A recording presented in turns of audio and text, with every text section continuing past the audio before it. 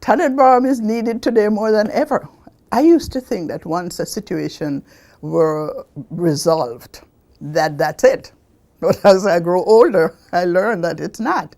You have to be vigilant and you have to keep at whatever it is you're doing because it never stops. I mean, the same issues seem to emerge ever so often.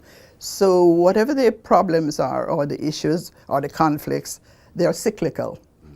And so I think that's very important to know that you are here and that you work across boundaries and you work across countries, bringing this kind of international understanding, interreligious understanding, which everyone needs, you know.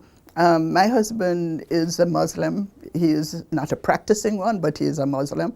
And he and his family had to leave India. They lived in India at partition, and they moved to Pakistan. But all his memories are of India and his neighbors who were all Hindus. And when he talks fondly about home, it's not about Pakistan, it's about India.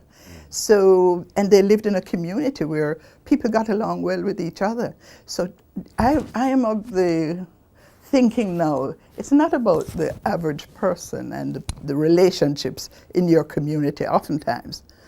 It's the political, oftentimes, situation that creates these problems. Of course, at the local level, you may have bullying in schools that you're already addressing, but on a larger scale, it's a politics of what's happening.